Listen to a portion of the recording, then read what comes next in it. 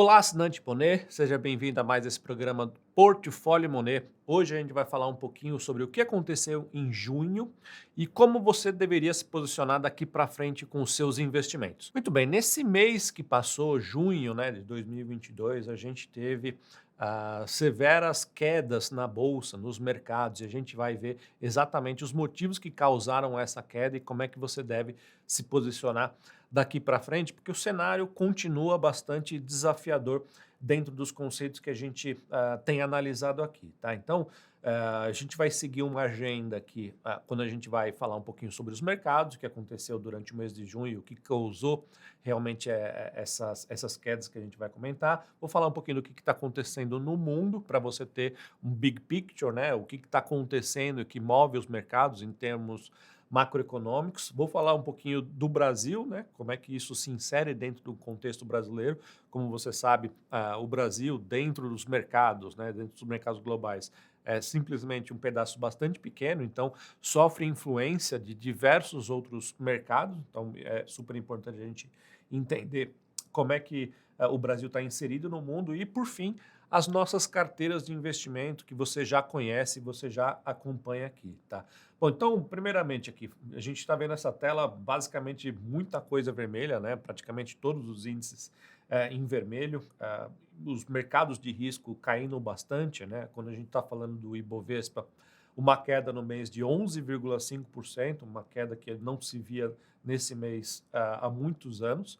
S&P e Nasdaq também caíram, né? Caíram 8,4%, 8,7%. Então não foi um negócio especificamente só sobre o Ibovespa, né? Não foi só sobre o Brasil. É um negócio, é uma conjuntura macroeconômica mundial que a gente vai falar um pouquinho mais para frente. E na mesma medida que o Ibovespa caiu 10%, a moeda brasileira também se desvalorizou, quase 10, 11%.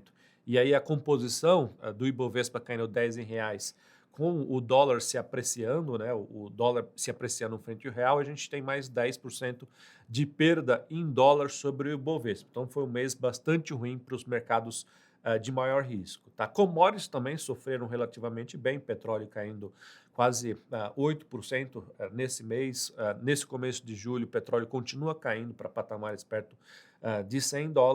Minério de ferro também, nessa mesma toada de desaceleração de preço. E o destaque bastante negativo aqui ficou para as criptomoedas, né? O Bitcoin caiu 37,8%, também influenciado bastante por esse cenário macroeconômico que a gente vai pintar lá fora, tá? Então, o que está acontecendo no mundo? Qual que é o cenário, o pano de fundo, né? Aumentou significativamente, né, os riscos de a gente apresentar ou de o mundo apresentar estagflação. O que que é estagflação?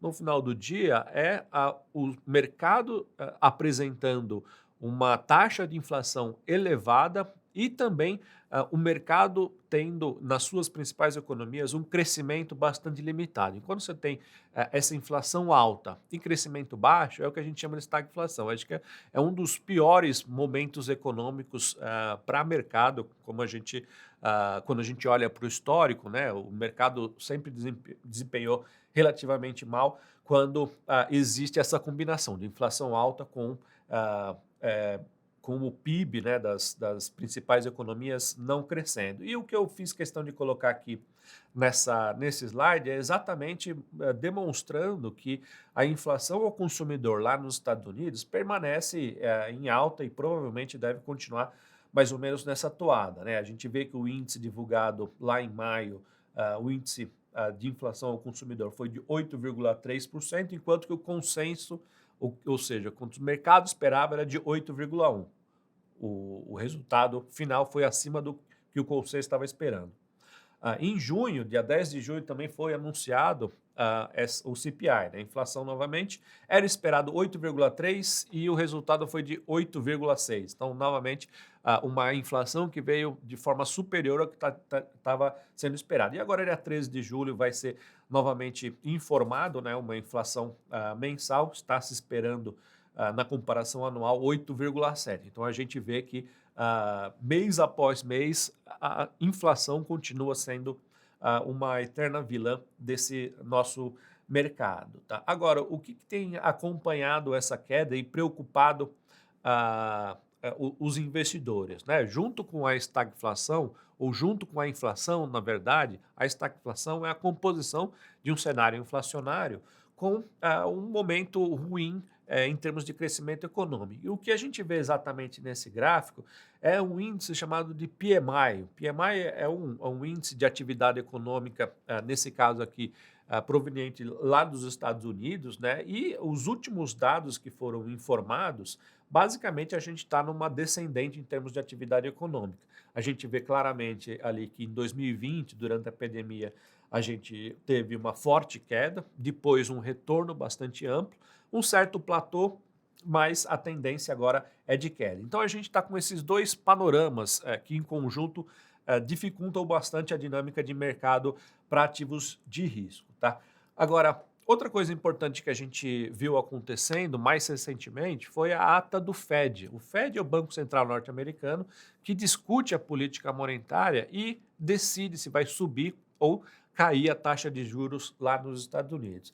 E eu separei aqui algumas frases bastante importantes aí nessa última ata que podem dar indicativos do que vai acontecer para frente com as taxas de juros, né? Perspectiva de inflação se deteriorou desde a reunião de maio, uma das frases colocadas nessa ata, ou seja, é muito provável que nas próximas reuniões a gente continue tendo elevações de taxa de juros entre meio ponto percentual e 0,75 pontos percentuais, o que é uma aceleração bastante forte em termos de taxa de juros. E você já sabe, né, quando sobe taxa de juros, a renda fixa fica mais atraente, isso pode fazer com que os mercados de maior risco, como bolsa, acabem caindo, porque a comparação de rentabilidade entre bolsa e renda fixa acaba ficando menor, e aí os investidores mais conservadores voltam para a renda fixa. Uma coisa que tem acontecido e impactado o mercado também, especificamente na China, é que a gente via vários casos, né, acontecendo nas províncias chinesas, e a China tem uma dinâmica de praticamente Covid zero quando ela faz os lockdowns para diminuir a taxa de transmissão do vírus, né? Então surgiram alguns casos, os lockdowns foram implementados de forma severa, as cidades praticamente pararam, e isso faz com que diversas cadeias que estavam sendo produzidas, né, muitos dos insumos consumidos pelo mundo são provenientes da China. E quando você tem um severo lockdown na China, você fica com dificuldade de receber esse mesmo material, você não consegue produzir, e se você não consegue produzir e a demanda continua, você tem um desbalanceamento, e aí os preços acabam subindo também. Então, esse complicômetro do que estava acontecendo na China esteve presente durante o último mês. Agora, a boa notícia, que a gente vai ver mais para frente também, é que o índice de recuperação da atividade econômica na China começou a melhorar. Se nos Estados Unidos a gente está com um nível de aceleração da atividade um pouco mais estável, com tendência de queda, lá na China, muito provavelmente a gente vai começar a ver ritmo de crescimento mais acelerado. No final das contas, vai ser só uma equalização do que estava acontecendo antes, mas o importante é que deixou de cair. E uma última colocação que eu quis fazer questão de trazer aqui é que na ata do FED eles colocaram que há riscos de irmos muito longe em termos de aperto monetário. E o que significa aperto monetário? Significa manter as taxas de juros em patamares mais elevados para fazer com que a inflação convirja o mais rápido possível para a taxa de inflação meta dos bancos centrais. Então, o ambiente macro continua ainda desafiador para os ativos de risco, e isso era exatamente o que eu queria passar para vocês hoje, tá? Aqui um pouquinho do que eu acabei de falar sobre o ambiente de negócios lá na China, né? O PMI, que é um outro índice especificamente de atividade na China, quanto maior o PMI, mais desenvolvido está o mercado naquele momento, né? Então a gente vê que em abril de 2022, por exemplo, quando aconteceu severos lockdowns nas províncias chinesas, o nível de atividade caiu para 46 pontos, né? E agora retomando, está indo para os 50, 52 pontos. E lembrando que China é um país muito importante quando a gente está falando de mercado brasileiro, porque nós somos fortes exportadores de commodities para aquele país. Então, uma economia bastante forte lá na China é importante para os mercados locais. Acho que isso é um ponto interessante para a gente discutir nos próximos slides. Tá? E no Brasil, o que está acontecendo no Brasil que pode impactar os seus investimentos? Né? Primeiro, a gente tem visto o desemprego em baixa, isso é um ponto bastante importante dentro da nossa dinâmica. Está passando aí pelas câmaras e pelo Senado a PEC dos combustíveis, que promete reduzir a alíquota de imposto sobre itens básicos, né? Então a gente está falando de telefone, eletricidade e combustíveis. E ao longo do mês a gente viu também juros reais aumentando, o que significa que os riscos referentes à nossa economia também aumentaram e os investidores começaram a solicitar para o mercado, né, taxas maiores, e isso já prevendo algumas dificuldades de balanceamento no final do dia, né, em termos de política de gastos do governo. A gente vai falar um pouquinho sobre isso aqui na taxa, na PEC dos combustíveis. Tá? Então a gente tem um cenário aqui no Brasil, em termos de desemprego, bastante favorável. A gente vê aí que durante o ano de 2020, 2021, a taxa de desemprego estava girando em torno de 14, 13,5%, 14%, e a gente já está rodando abaixo dos 10%. Esse é um importante indicador quando a gente está falando de consumo doméstico, porque a primeira coisa que o consumidor, né, as pessoas precisam para começarem a consumir é alguma estabilidade. E a existência de emprego já é alguma estabilidade para a pessoa poder ter mais confiança no momento que consumir. É óbvio que quando a gente olha para a massa salarial, o salário que a pessoa está recebendo, esse número ainda está abaixo de zero, então anualmente esse número está mais baixo, mas o fato é que primeiro